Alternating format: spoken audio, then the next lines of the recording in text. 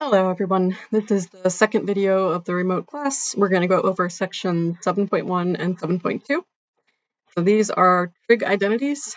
We're going to do the fundamental trig identities, and we're going to do addition and subtraction formulas, and then I'll just give you like a brief glimpse of the infinitely many more trig identities that exist. Okay, so this is the table of what are called the fundamental trig identities. This is not like a famous name for them or anything. This is just the author of our textbook is calling them that. So the first 5 that are here are like basically just the definitions of what these functions mean. So cosecant is the reciprocal of sine, secant is the reciprocal of cosine, cotangent is the reciprocal of tangent, tangent is sine over cosine or y over x on the unit circle, cotangent is the reciprocal of tangent. So those are like the definitions of those things. The Pythagorean identities here come from applying the Pythagorean theorem to this little right triangle on the unit circle. So x squared plus y squared equals 1 squared is what you get. And then that x squared, that is cosine. And that y squared is sine squared. Now, there's this weird notation that people use for doing powers of trig identities. And I kind of don't like this myself, but it does save like a little bit of space when you're writing. So when you wanted to square sine x like this, you can just write it like this. I don't know who started this, and I don't like it, as I said, because it kind of looks like another notation that exists, which is when you plug one function into another function like this. It kind of looks like that. But just keep in mind for trig functions, when they put a power there, and it could be like 3 or 4, it doesn't have to be 2, what they mean is actually taking the power of the entire sign in parentheses. Now, another reason why I really don't like this notation is because sine inverse does not mean that. So that does not mean, hold on. When I put -1 right there, it does not mean that I should put the -1 as the power of the whole sign, because if it did, then this would mean 1 over sine. But we already talked about how sine inverse is the inverse sine function, meaning it reverses the input and output of the sine function. You put in the sine value and you get out the value, the angle. Okay, so like, yeah, this exponent notation is pretty annoying. But honestly, like the more you do math, the more you'll realize that all these notations were invented by humans, and so they're not going to be perfect. It was invented by someone who didn't want to write these parentheses, and that was probably a fair enough complaint back in, the 1600s or whenever they were inventing this. Okay, so just to keep those notations in mind. Right, back to the Pythagorean identity. The Pythagorean identity, the main one is this first one, sine squared plus cosine squared equals 1. And it doesn't matter what is inside of the sine or the cosine, anything can be in there. That's what's meant by an identity. An identity is an equation that's true no matter what you plug in for x or for whatever the variable is called. So I could put pi halves in there, I could put xyz times a in there, I could put anything, I could put a horse in both of them, like silly stuff. It'll still equal 1 no matter what. These other 2 Pythagorean identities, you can get them by taking the original one and dividing through by, if you divide every term by cosine squared, you get the second one. If you divide every term by sine squared, you get the third one over here. Yeah, that's pretty much all there is to it. The even and odd identities, we had talked about these as well. So these are describing the symmetries that exist on the unit circle. So a negative angle, if you look at taking the negative angle of this angle t here, you're going to be down in quadrant 4, and the y value down here is going to be the same but negative. So that's why you can write the negative in the front like this and use the positive version of the angle. All right, and then we had discussed these other ones as well.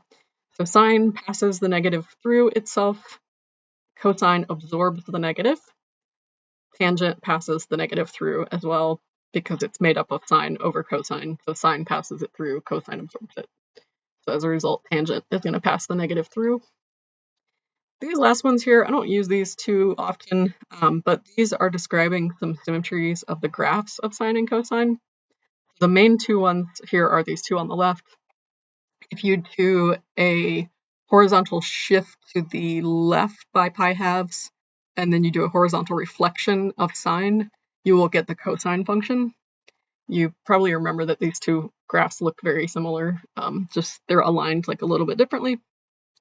And then the same thing is happening down here for this one. If you shift cosine pi halves to the left and then do horizontal reflection, you get sine again.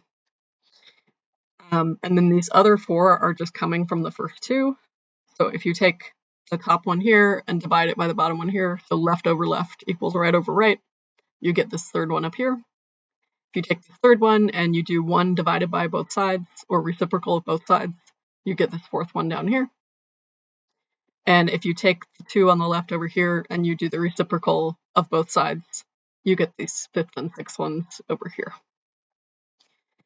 Okay, you already have a whole slew of trig functions coming at you. And when people use these trig functions in real life, like me, I actually use these in my research when I'm writing articles and stuff. You basically just keep a list of them somewhere and like look them up and use them. Most people don't have a ton of these memorized. I have these reciprocal, Pythagorean, and even odd ones memorized, but that's about it. I don't have any others memorized besides those. Okay, how do we actually use these? Let's do an example.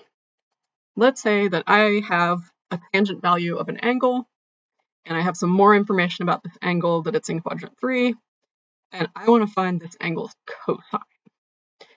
So one way to do this problem would be to just use tangent inverse and solve for the angle. Just find theta, and then once you have theta, you can just plug that into cosine.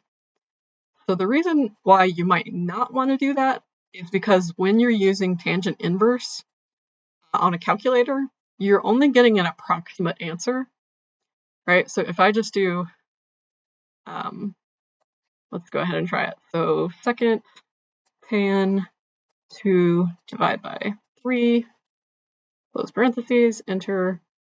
I'm getting 33.69, that's in degrees. Okay, and now I could just do cosine. And then if you want to plug in a previous answer, you can use, where is it, this little A and S second answer. So that's going to plug in the answer from the previous line. Okay, so I can get the answer to this question like this. Well, actually, I think it should be the negative of that because they did tell me it was quadrant 3, and this angle I got from tangent inverse would be quadrant 1. But more than that, I actually don't like this answer for cosine because it's not the exact answer. And I think it's possible for me to find the exact answer. What I mean is this has been rounded off at the end. And because it's been rounded off, it's no longer the precise exact answer. So I didn't explicitly say this in this example, but I do want to find the exact answers and not use a calculator to do just the trig inverses. So let's see if I can work this out without doing trig inverse. So how am I going to do this? I'm going to go to my table of trig identities, and I'm going to try to find a trig identity that has tangent in it and that has cosine in it. So let's look at them. Where do I see tangent? It's here, but that also has sine, and I don't know that. This one has cotangent, so that's like 1 over tangent. But again, it also has sine, and I don't know that. Okay, this one is sine and cosine. Oh, here's tangent. And then what's over here? Secant. Okay, so secant is 1 over cosine, right? So I think I can use this second Pythagorean identity, and I can use cosine over here, 1 over cosine, and then I can use tangent here. So I'm going to use the second Pythagorean identity. Let me just write it down. So it says tangent squared of x plus 1 equals secant squared of x. Okay, so I don't have x. My variable was called theta, so I'm just going to call this theta instead. Okay, remember these identities work for anything that you want to plug in, so I can call it theta if I want. All right, so I know that tangent of theta is 2/3, and I also know that theta is in quadrant 3. It's not clear how I'm going to use that yet, but let me go ahead and plug in 2/3 for tangent. So remember that tangent squared means you are taking tangent of theta and then you are squaring that. So this is going to be 2/3 squared plus 1 equals secant squared theta. Okay, so I can go ahead and work out what the left side of this equation is. So this is 2/3 times 2/3 1. Let me just simplify this. So this is 4/9 plus 1. 1 is 9/9, right? So this is 13/9, and that should still be equal to, I just wasn't writing it because I was being lazy. That is still equal to secant squared of theta. Okay, so I think now if I work out what secant theta is, I can just take the reciprocal and that will give me cosine, right? So now what I want to do is to get rid of the square here. How do you get rid of a square? Square root. But there is a little wrinkle. So the little wrinkle here is that when you're solving for something that was in a square by taking the square root, you have to put plus minus, because either the positive or the negative version of this, if you squared it, will give you 13/9. So if I have positive square root of 13/9 and I square that, it'll give me 13/9. And if I had negative square root of 13/9 and I square that, that would also give me 13/9. Okay, so when you're doing this solving thing where you square root both sides, you have to put a plus minus on one side. Okay, now how can I work out which one of these I should use, or do I just have to put both of these for my answer? Well, remember, I was trying to find cosine of theta, and they did tell me that theta is in quadrant 3. So in quadrant 3, do I have positive cosines or negative cosines? So remember, quadrant 3 is the quadrant where everything is negative. X is negative, Y is negative. So actually, I think I need the negative one, right? So because theta is in quadrant 3, where X and Y are negative, secant should be negative, right? Because secant is 1 over cosine, which is 1 over the X value. Okay, so actually, I think I just want this negative square root of 13/9. This is an example of where a calculator is not going to help you. You have to actually know some stuff as a human about the geometry of the problem. Okay, now how do I get cosine? So I'm pretty close because this is the reciprocal of cosine. So I'm just going to flip both sides. Now remember, when you have the square root of a fraction, you can make that into square root over square root. So I'm going to write this as a fraction, where in the top I have square root of 13, and in the bottom I have square root of 9. Okay, and then I'll be able to flip it and do the reciprocal a little more easily. Okay, so to get cosine, I'm just flipping. When I flip, it's just going to stay negative, and then on the top I'll have square root of 9, and on the bottom I'll have square root of 13. Okay, and on the right now this is going to be cosine because I flipped. Okay, so that is the answer. Now looking back, we got the calculator answer in the beginning, right? Let's compare and just see if this was actually the same answer. You could put this back into one fraction if you wanted to, but you don't have to. Okay, so let me check. Negative, where's my square root? Second square root 9, and I'm going to use the arrow key to go outside of the square root, divide by second square root 13, and hit enter. Oh, right, sometimes it does this. I'm just going to go back up and grab this again, and I'm going to edit my 13 to just put a point after it like that to tell it that I want the answer in decimals. Then I can enter one of the answer with a decimal. Okay, so I'm getting negative 8.3205, which is that the same? It's the same as what we got before, except that it's negative. And the reason it's negative now is because I picked negative from the choice of positive or negative myself, because I knew the angle is in quadrant 3. Okay, so that's it for that example. And let's look at another one. So example number 6. if sine of theta equals -4/5 and theta is in quadrant 4, find the values of the other trig functions of theta. Okay, so I think all I really need to do is find cosine, and then once I have sine and cosine, I can get the others, secant, cosecant, tangent, cotangent.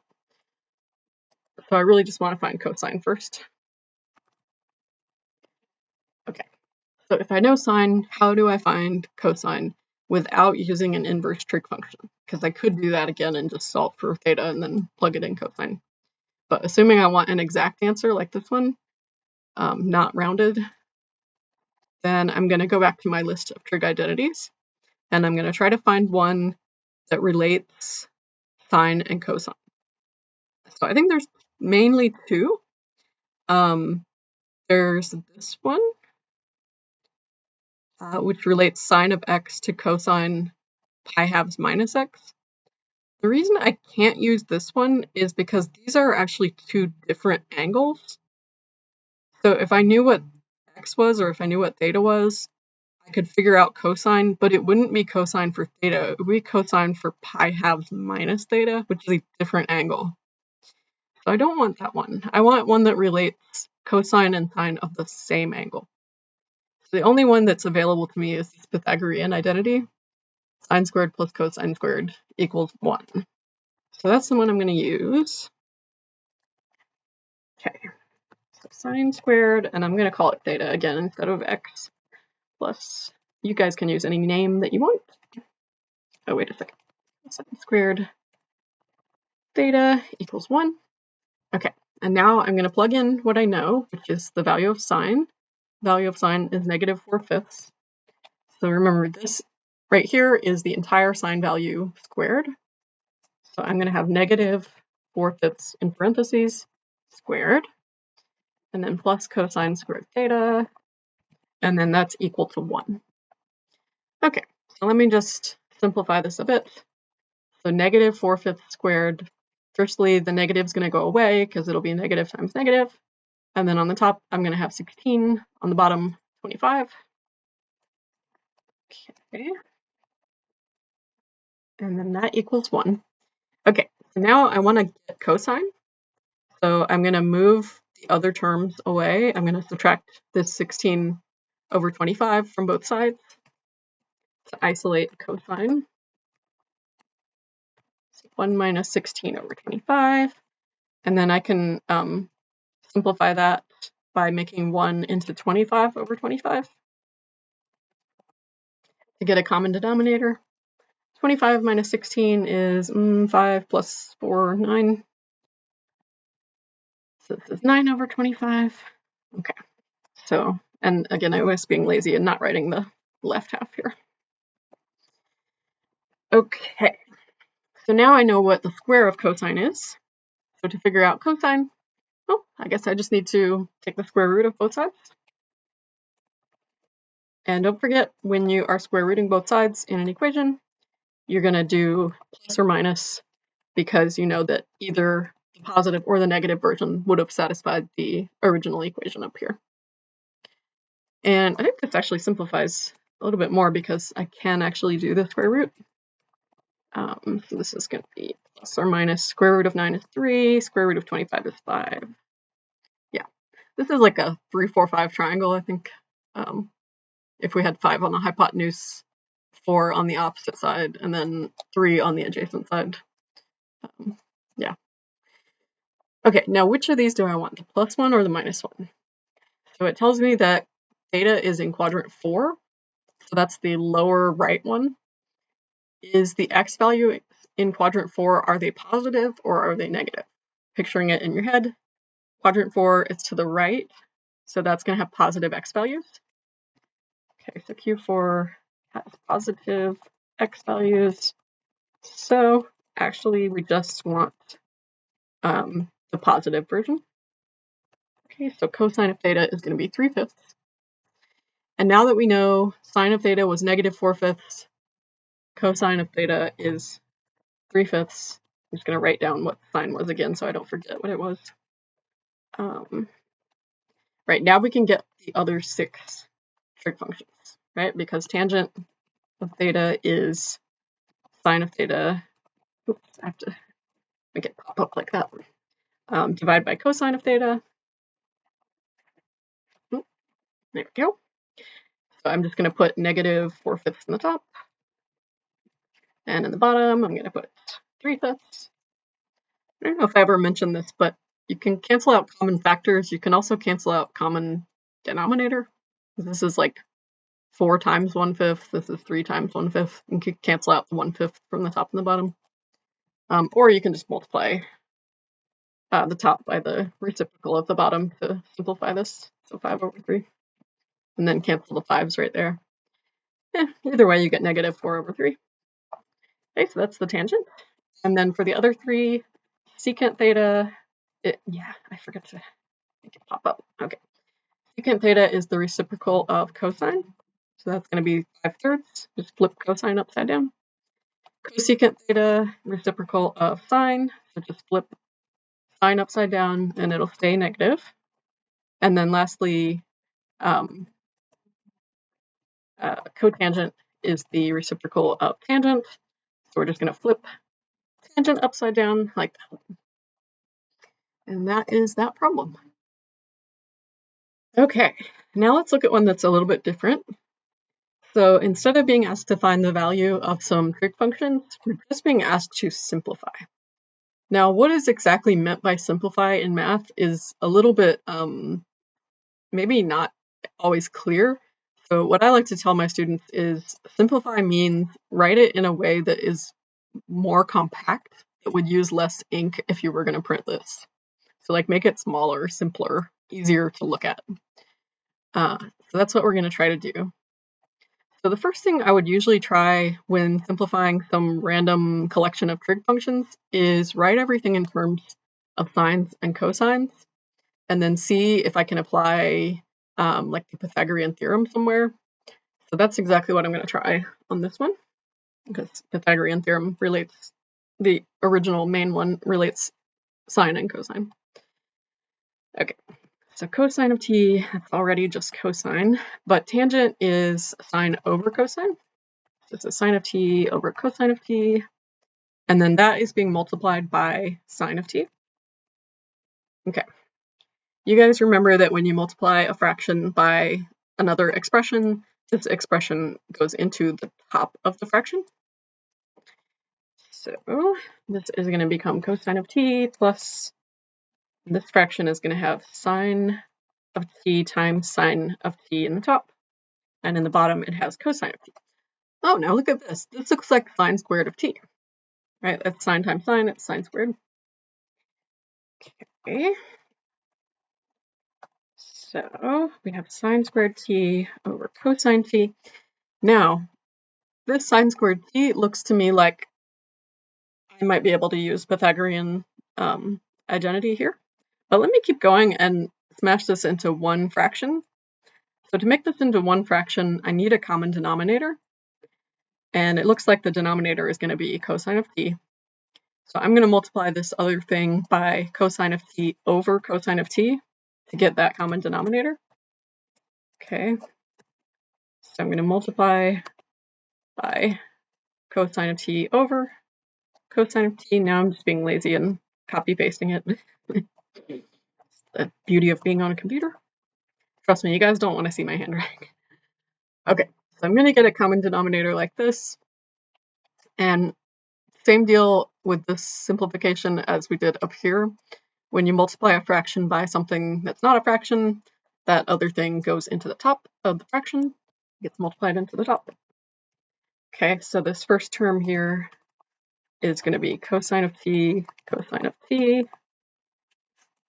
and then the rest of this is the same as before. Okay, and now look here, this is cosine times cosine, so that is cosine squared. Actually, let me just copy paste the whole thing and then, yeah, simplify this. So the top here is going to be cosine squared t. And now you see something really nice is happening here. I'm going to write this all as one fraction because we have the same denominator now. So what have I got in the top? Cosine squared of t plus sine squared of t. Oh, that's 1. long as the angle is the same, then cosine squared plus sine squared is just 1. Okay, so this is pretty simple, but I could write this in an even more compact way by calling it secant. So it's 1 over cosine, that's secant. Okay, so this is the most compact way right here of writing this original longer expression. All right, so that's that example. Let's look at another one. So number 8 here, and then we'll do some more trig identities. We want to simplify the expression sine theta over cosine theta plus cosine theta divided by 1 plus cosine theta. So everything is already in terms of sines and cosines here. So I don't need to convert things to sines and cosines. But I have 2 fractions, and so to simplify this, I'm going to write it as 1 fraction. So I'm going to try to get a common denominator. Now these 2 denominators don't share any factors that I can see, so I'm just going to take each fraction, I'm going to take the other fraction's denominator and multiply by that over itself. So what I mean is, like, for this fraction, I'm going to multiply it by the other denominator, so cosine theta over cosine theta. And then for this fraction, I'm going to do the same thing. I'm going to multiply it by the other one's denominator divided by itself. Okay, and so now these 2 fractions, when I multiply them, are going to have the same denominator. Okay, so let's go ahead and make each product of fractions there into 1 fraction. So on the bottom of both of these, I'm going to have 1 plus sine theta times cosine theta. So that's going to be the denominator for both of them.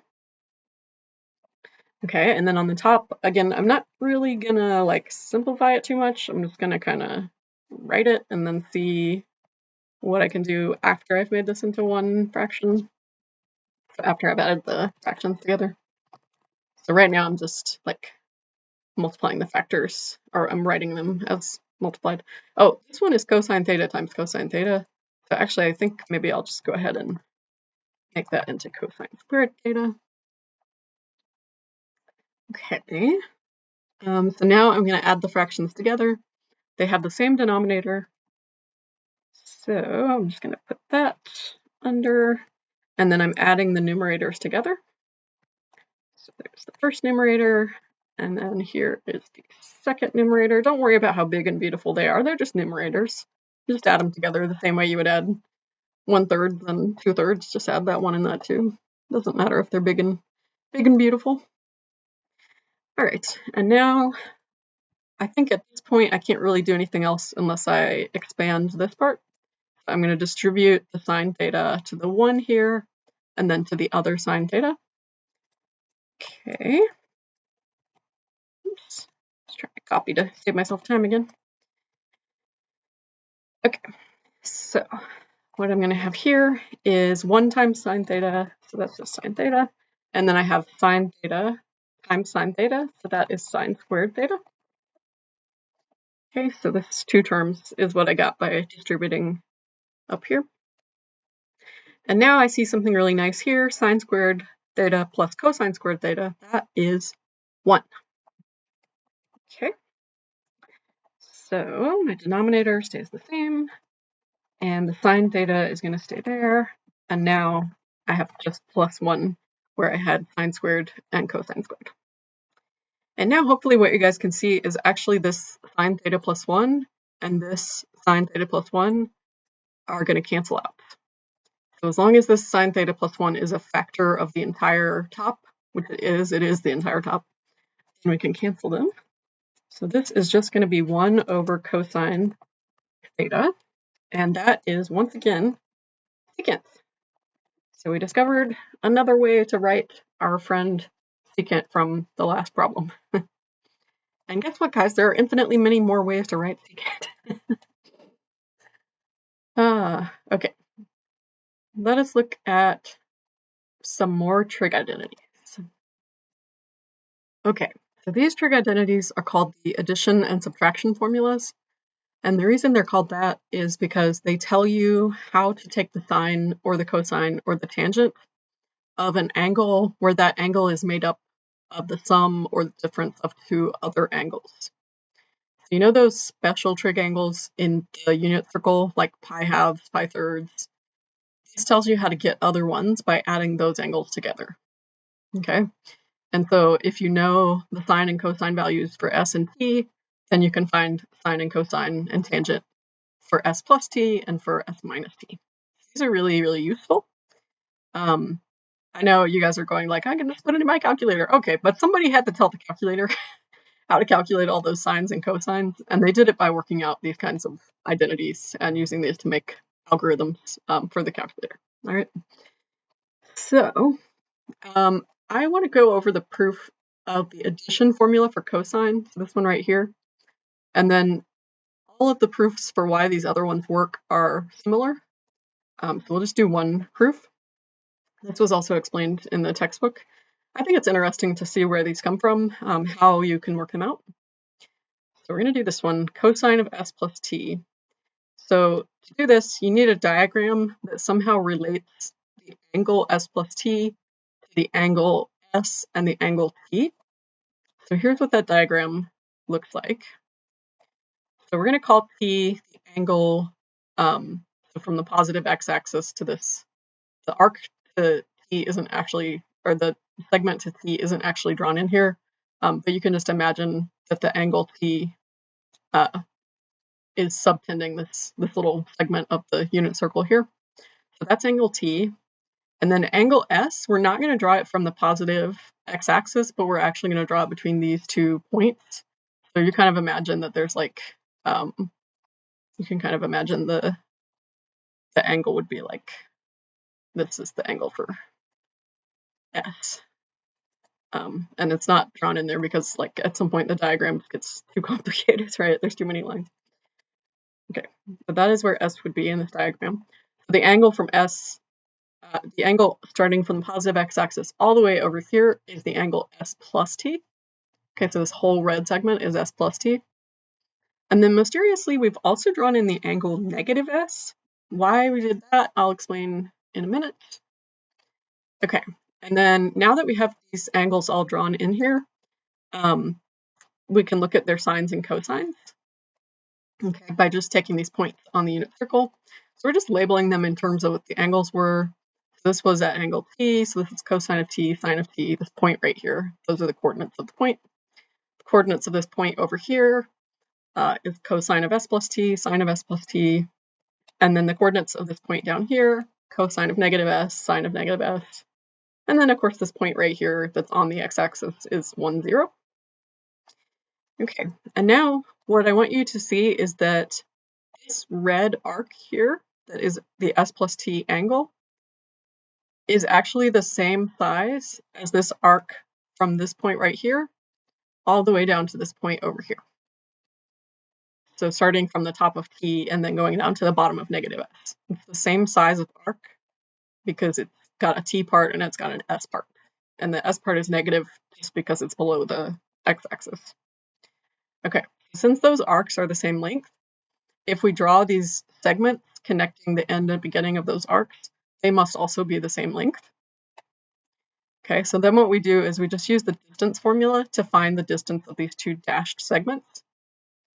Okay, so distance formula is x1 minus x2 squared, y plus y1 minus y2 squared, and then you put that in a square root. So here we've just literally applied the distance formula to, let's see, which one is this? That's the one going down, and then this one on the right is the one going up. Okay, and it looks pretty complicated, right? And it is pretty complicated. So to make it less complicated, what we can do is, since both sides are inside of the square root, we can square both sides. Okay, so when we square both sides, then once we've done that, we can also actually perform this little square right here. So in other words, FOIL this out. Cosine of s plus t minus 1 times cosine of s plus t minus 1. When you do that, you get these 3 terms here. Cosine squared s plus t minus 2 times cosine s plus t plus 1. That comes from foiling out this first set of brackets here. When you FOIL, oh, you don't need to FOIL the second set because it's just -0, so that's just the sine squared part here. When you FOIL this set of parentheses here, you get these first three terms here. And when you FOIL these parentheses here, you get these last three terms here. Okay? And now what you can do is you can apply the Pythagorean theorem everywhere that you see a cosine squared plus a sine squared where it's the same angle inside. So here we have s plus t inside of both of them. Down here we have t inside both of them. And on these two we have s inside both of them. Everywhere that you have a sine squared plus a cosine squared of the same angle, you can replace it with 1. So we do that 3 times and it gets even simpler. Here it is. Okay.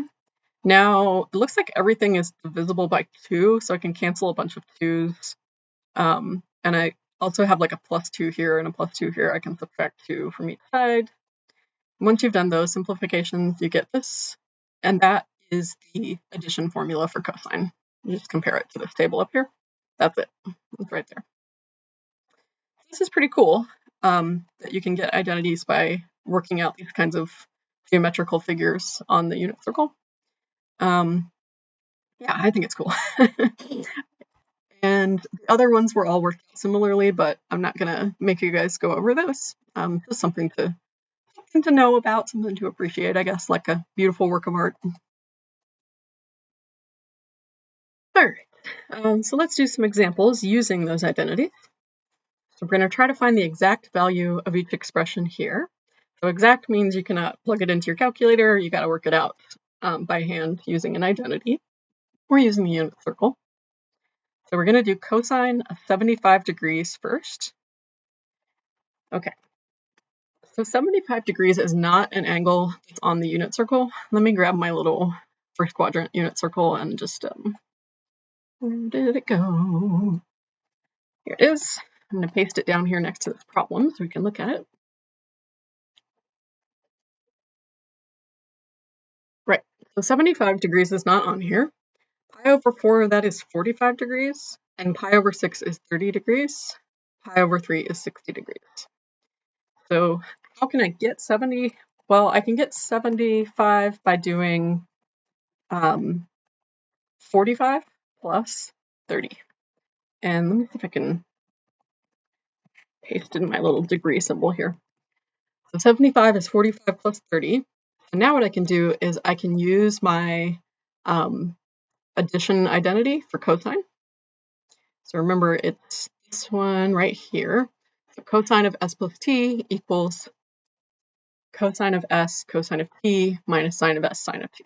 So the first thing I would probably do is just like write that down somewhere in my notebook if I'm doing this problem.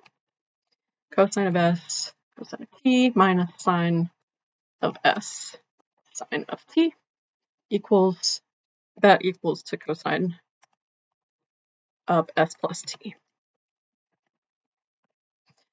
Okay, so this is what I'm going to use. And then that means that for 45 and 30, I need to plug in 45 for s, and then I'm going to plug in 30 for t. So I'm going to copy this, and I'm putting in 45 for s, and then I'm putting in 30 for t.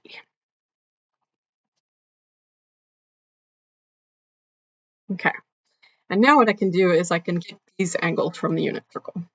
So cosine of 45, 45 is half of a right triangle, half of a right angle, and then that is the same as pi fourths. So I want cosine of pi fourths, that's square root of 2 over 2.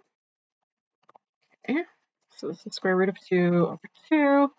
Cosine of 30 degrees, that is 30 degrees is 1/3 of a right angle, so that's pi 6 here.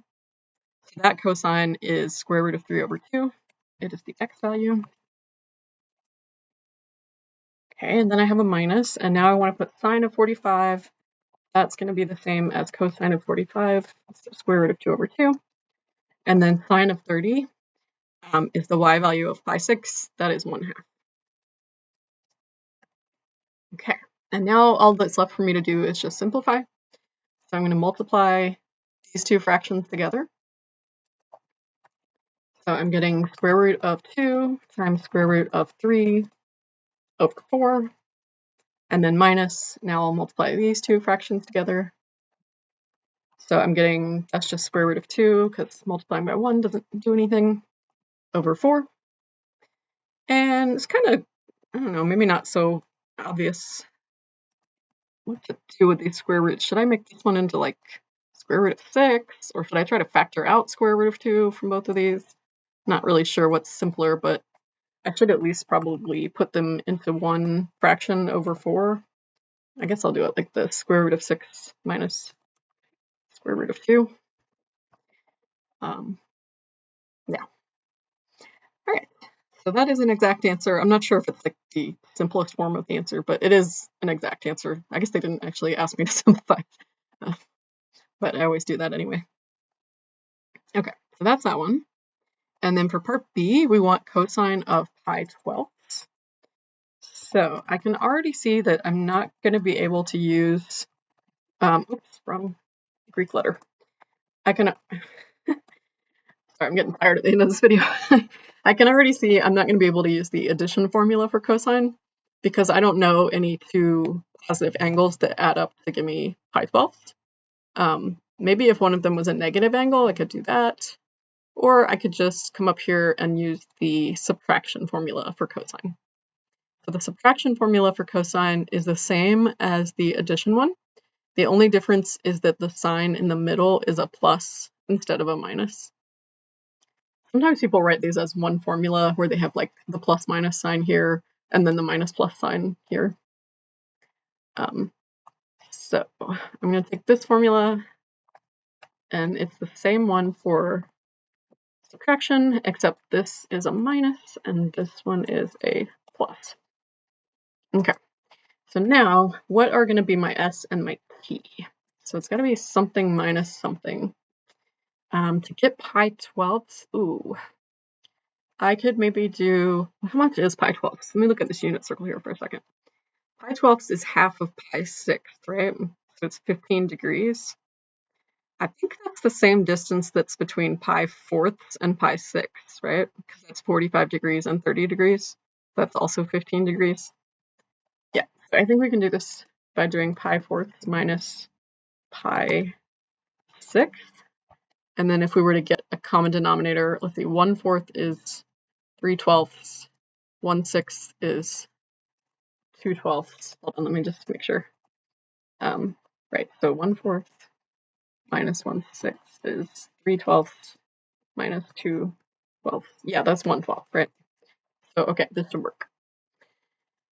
Okay, so I'm doing 1/4 pi minus 1/6 pi. That should be 1/12 pi. All right, so now I'm just going to apply this formula here. And for s and p, I'm using pi 4ths and pi 6ths. So s is going to be pi 4ths. P is going to be pi 6ths. Just make sure you plug the right ones into the right spots. Otherwise, this will get all, oops, messed up. Okay, here we go. And now I just have to consult my unit circle to get these values. So cosine and sine of pi 4ths, those are both square root of 2 over 2. And then cosine of pi 6. Wait, these are the same ones I was doing before up here, right? Yeah, this is pi 4ths and pi 6. Yeah, so it's like it's these ones. Except I'm using a plus instead of a minus. Oh, I'm just gonna be really lazy, you guys. And just, yeah, okay. I think those are, yeah, those are the right values. And then, so to simplify this, I guess I'm just, wow, I'm just gonna be super lazy. I'll just copy these two and put a plus instead. Okay, I'm starting to lose my voice from talking too much. Alright. I'm not actually talking more than I do in class, because, you know, our class is like an hour and a half, but I don't usually talk continuously for an hour and a half. I like stop and make you guys answer questions and stuff. Okay, let's do one last example. So in this example, we are given something that looks like the right-hand side of one of these identities. So which one does it look like? So I have sine times cosine, cosine times sine. So it's actually not one of these, because these both have cosine, cosine, sine, sine, but I have sine, cosine, cosine, sine. Okay, so let me go back to my original table up here. Let me bring this down here and look at it. Okay, so sine, cosine plus cosine, sine. Yeah, I think this matches the first one. Sine, cosine plus cosine, sine. Yeah, so this is the first formula for sine that says sine of s plus t equals sine of s cosine of t plus cosine of s sine of t. Okay, and then my s and my t are going to be 20 and 40. So if I just plug those in, 20 plus 40, then I should get sine 20. Oh, I forgot my little degree symbol. Oh well. Plus cosine 20, sine 40, and then I can go back in and put these degree symbols. Boop, boop, boop, boop, boop. Okay. So the thing that I want to know is this side, and I can get that by calculating this side instead, which looks a lot easier because that's just sine of 60 degrees, and I can do that using my unit circle. 60 degrees is this one, it is pi thirds, and sine is the y value, so that is square root of 3 over 2. Okay, so that is the last example, and I wanted to mention just that there's a lot more trig identities. This table, which is in section 7.3, you'll use these sometimes in calculus. These are the double angle formulas. So if you want to know the sine of 2 times an angle, like if you want to know the sine of 60, you can do it in terms of 2 times sine of 30, cosine of 30. But there's way, way more than this. So let me show you guys my favorite Wikipedia page that I've visited more than any other. This is the list of trigonometric identities. Guys, look at this scroll bar over here. Look how freaking long this page is, and it's just nothing but trig identities. I feel very happy when I see this page. It's like the feeling that you get when you're making an arts and crafts project and you have all your like paper and your glue and your glitter and stuff laid out. Like I could just make anything out of the materials on this page. Wow, I could make anything cool. All right. So just want you guys to know, like, we did a few trig identities. There's way more than this, and nobody has them all memorized. I don't have these ones memorized. Pythagorean identity, if you want to memorize sine squared plus cosine squared equals 1, and just like the basic definitions of all 6 trig functions in terms of the other ones, so this reciprocal identities part, like that's probably good. Maybe memorize what happens with negatives, and that's about all you need to memorize. And you don't have to memorize it for my class. I'll give you guys these on the final exam, but for calculus, you might need to. Okay, so here is the homework for today. Make sure that you do this because we're going to have a quiz when we get back to class. Now, keep in mind on these questions, if it is asking you for an exact value, that means use the unit circle, and you might need to use trig identities as well to avoid having to use your calculator. If you need a picture of the unit circle, you can just Google it yourself. There's a million of them out there. And make sure that you switch your calculator to the right mode, either radians or degrees. When it's asking for approximate values, you want to make sure that you put it in the right mode, because approximate means you're going to use your calculator. All right, send me an email if you need help with any of these, and have a great Thanksgiving.